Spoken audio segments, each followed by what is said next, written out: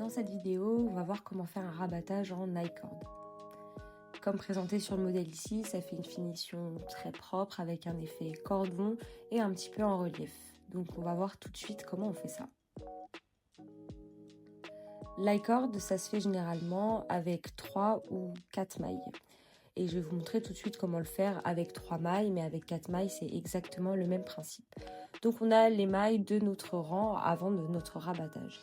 Et donc pour faire un I-cord avec 3 ou 4 mailles, il va falloir créer les 3 ou 4 mailles supplémentaires pour pouvoir commencer le rabattage en I-cord. Pour créer nos mailles, on va faire la technique du montage tricoté. Donc pour ce faire, je vais tricoter ma première maille en droit normalement. Donc je pique ma maille, je la tricote. Mais au lieu de la faire tomber comme habituellement sur l'aiguille de droite, je vais tourner mon aiguille de droite pour ensuite attraper cette maille avec mon aiguille gauche. Donc je viens de créer ma première maille. Il faut bien attraper la maille depuis l'aiguille droite.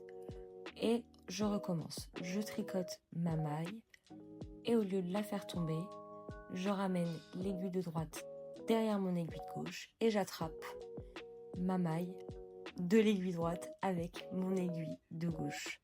Ma deuxième maille est créée. Et je recommence pour ma troisième maille et je crée enfin ma troisième maille de la même façon. Mes 3 mailles sont créées. Le cas échéant, vous pouvez en faire une quatrième pour avoir un I-cord un peu plus épais. Mais c'est possible aussi avec 3 mailles. Donc maintenant, on peut enfin commencer notre rabattage en I-cord. Ce qu'on va faire, c'est qu'on va tricoter normalement les 2 premières mailles.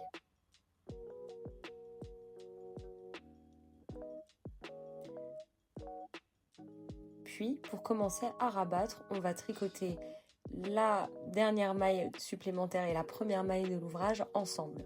On ne va pas les tricoter ensemble normalement en droit comme d'habitude, on va les tricoter ensemble torse. Ça veut dire qu'on va passer notre aiguille derrière le brin arrière.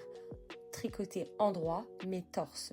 Donc au lieu de la passer de l'intérieur vers l'extérieur depuis le brin avant, on va le faire de l'intérieur vers l'extérieur depuis le brin arrière derrière l'aiguille de gauche. Et on tricote nos 2 mailles ensemble normalement pour rabattre nos mailles. Et l'étape suivante consiste à ramener ces 3 mailles qu'on vient de tricoter, les remettre à nouveau sur l'aiguille de gauche. Pourquoi ? Parce qu'en fait, un I-cord, c'est 3 ou 4 mailles qui sont toujours tricotées en droit.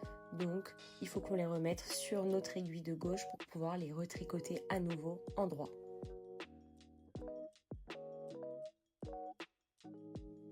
Une fois que j'ai remis mes 3 mailles sur mon aiguille de gauche, je vais pouvoir recommencer le même processus. Vous allez remarquer que votre fil il est accroché à la 3e maille, c'est normal puisqu'on a remis toutes nos aiguilles sur l'aiguille de gauche et ça va être normal parce que le but ça va être de toujours tricoter ces 3 mailles en droit pour notre rabattage I-cord. Donc pas d'inquiétude, on tricote normalement notre première maille même si le fil part de cette 3e maille. On passe notre fil et on peut tricoter notre première maille ainsi que notre deuxième maille normalement. Et on répète, la 3e et la maille suivante vont être tricotées ensemble en droit, mais attention torse, en passant par l'arrière de la maille comme ceci. Et on tricote nos 2 mailles ensemble. Et enfin, on remet à nouveau nos 3 mailles sur notre aiguille de gauche.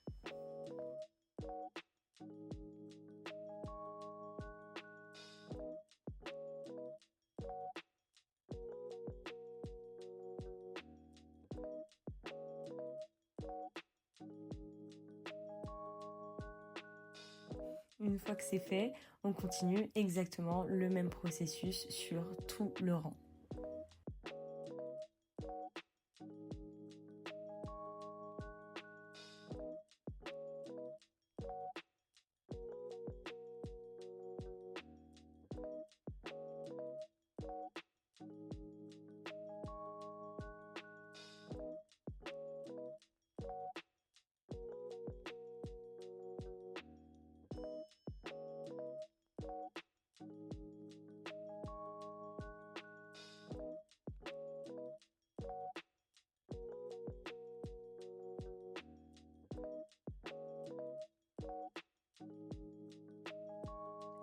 Et voilà, notre I-cord est bientôt terminé, on est arrivé à la fin.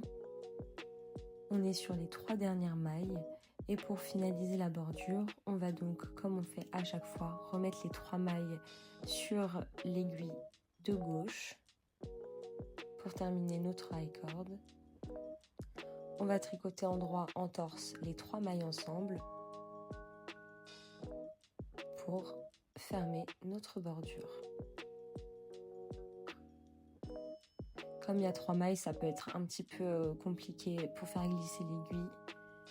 Et on tricote ces 3 mailles ensemble.